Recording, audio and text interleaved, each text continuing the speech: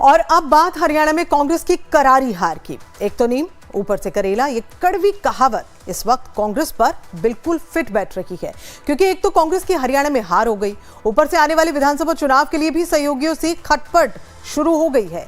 सहयोगी कांग्रेस को आंखें दिखाने लगे हैं और उसका आधार एक ही है, हरियाणा में हार और जम्मू कश्मीर में कांग्रेस की सीटों में गिरावट। लेकिन कांग्रेस की मुसीबतें यही खत्म नहीं होती है। नतीजे के 12 घंटे के भीतर सब कुछ देखने को मिल गया है। इंडिया ब्लॉक के भीतर भी सिर फुटबॉल शुरू हो गई है और अपने घर के भीतर कांग्रेस में आरोप प्रत्यारोप शुरू हो गया है। सबसे पहली बात कांग्रेस के भीतरी कलह की करते हैं।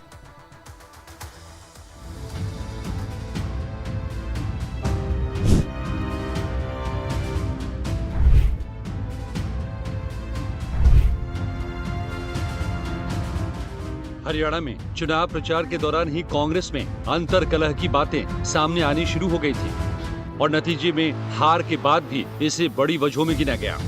कहा गया कि हुड्डा और सैलजा के बीच नेतृत्व के लिए खींचतान ने कांग्रेस को हरा दिया और नतीजे के 24 घंटे के भीतर हारे हुए कांग्रेस के 2 उम्मीदवार जब दिल्ली में कुमारी सैलजा से मिलने पहुंचे तो पार्टी के भीतरी कलह को सामने लाकर रख दिया। विधायकों ने कुछ ऐसा कहा जो पार्टी के भीतर विस्फोट कर सकता है।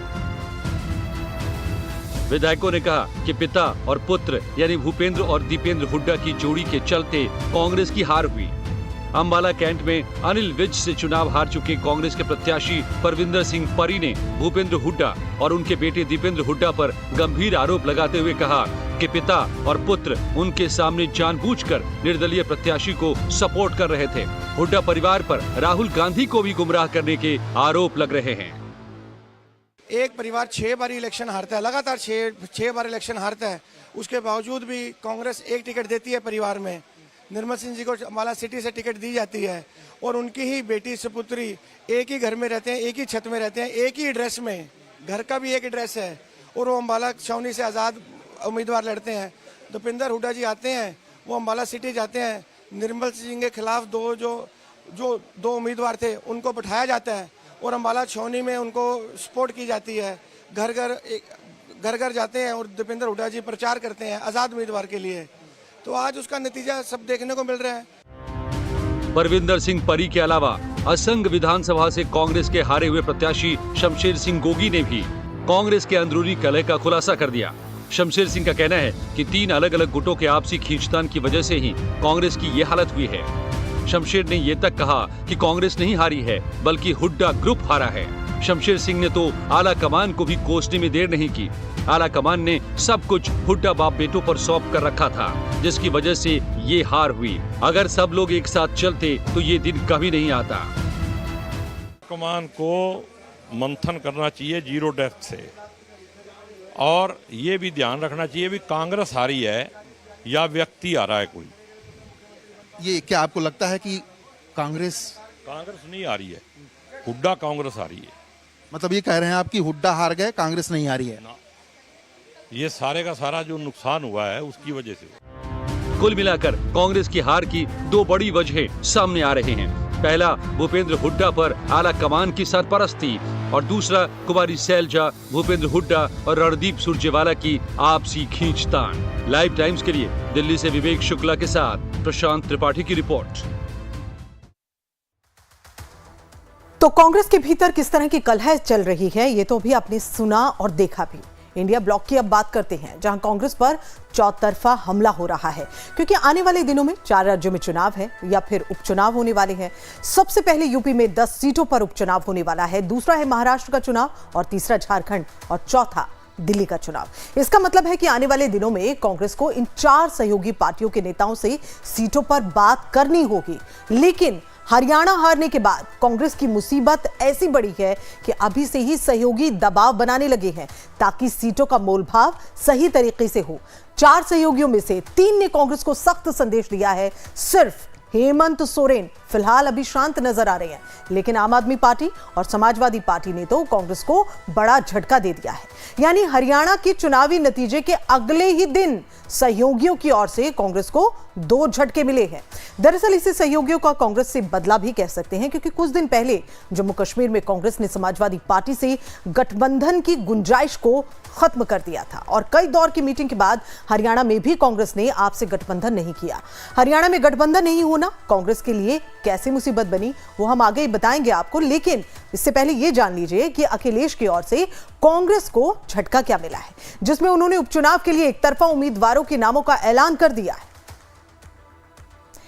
तो 10 सीटों में 6 उम्मीदवारों के नामों का ऐलान करते हुए एसपी ने क्या कहा, यह भी देख लीजिए। एसपी ने भी हरियाणा में हार के लिए कांग्रेस के अति आत्मविश्वास को जिम्मेदार बताया।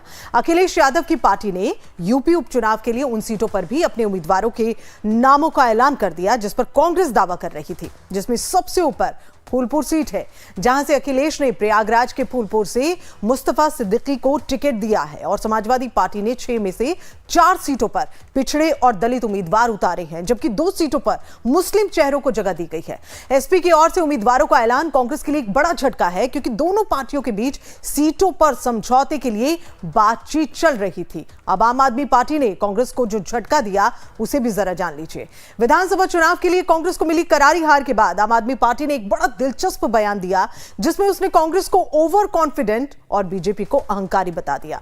और इसके साथ ही आम आदमी पार्टी ने दिल्ली में अकेले विधानसभा चुनाव लड़ने का ऐलान कर दिया है।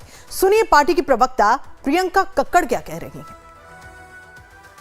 देखिए, कांग्रेस को कांग्रेस के अति आत्मविश्वास ने हराया है। जब उत्तर प्रदेश में 2022 में उनकी सिर्फ 2 सीटें थी विधानसभा में, तो भी सपा ने उनको 17 सीटें दी लोकसभा में। दिल्ली में विधानसभा में पिछले 10 साल से कांग्रेस 0 पे है, पर लोकसभा में आम आदमी पार्टी ने उनको 3 सीटें दी। पर कांग्रेस को जरूरी नहीं लगा कि वो अपने अलायंस पार्टनर्स को साथ लेकर चले। हमने बहुत प्रयास किया, पर इसका पोस्टमार्टम करने का कोई फायदा नहीं है, हमें आगे का सोचना है।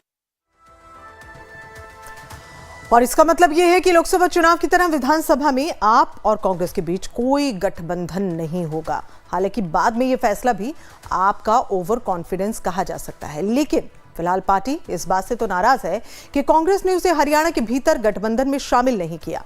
आम आदमी पार्टी के मुताबिक कांग्रेस 10 सीटों पर भी चुनाव लड़ने को तैयार थी, लेकिन कांग्रेस को अपनी जीत का पूरा भरोसा था। लेकिन हरियाणा की बात करें तो कांग्रेस को जो हार मिली है उसके लिए पार्टी को महाराष्ट्र तक से जवाब मिल रहे हैं। शिवसेना ने भी कांग्रेस को हरियाणा से सीख लेने को कहा है। शिवसेना ने सामना लेख में लिखा है कि कांग्रेस को नसीहत देते हुए उन्होंने लिखा, कांग्रेस ने हरियाणा में आप जैसी पार्टियों से गठबंधन नहीं किया और उसी की वजह से हार का सामना करना पड़ा, जबकि पार्टी को जम्मू कश्मीर में गठबंधन का फायदा दिख गया। शिवसेना ने सामना लेख के जरिए कांग्रेस पर बड़ा कटाक्ष किया है। लिखा है कि कांग्रेस को पता है कि जीत को हार में कैसे बदलना है। शिवसेना के मुताबिक हरियाणा में हार कांग्रेस के भीतर ओवर कॉन्फिडेंस और लोकल लीडरशिप के अहंकार का ही नतीजा है। हुड्डा ने नॉन जाट वोटर्स को साथ नहीं लिया और इसका खामियाजा हरियाणा चुनाव में भुगतना पड़ा। देखिए, हरियाणा के अंदर हमने प्रयास किया था कि मिलकर के चुनाव लड़ा जाए, लेकिन कांग्रेस ने उस निर्णय पे सहमति नहीं दिखाई। परिणाम सबके सामने है। जहां तक दिल्ली का सवाल है, हमने ये देखा है पिछले 2 बार से कि हर बार लोकसभा में हरियाणा में भाजपा जीतती है और दिल्ली में आम आदमी पार्टी प्रचंड बहुमत से सरकार बनाती है। 70 के 70 विधानसभा क्षेत्रों में संगठनात्मक स्तर पर, कैंपेन के स्तर पर हम तैयारी कर रहे हैं और हमें भरोसा है कि दिल्ली की जनता के साथ मिल करके अपने कामों के दम पर हम दिल्ली में पुनः सरकार बनाएंगे। हरियाणा की हार को लेकर कांग्रेस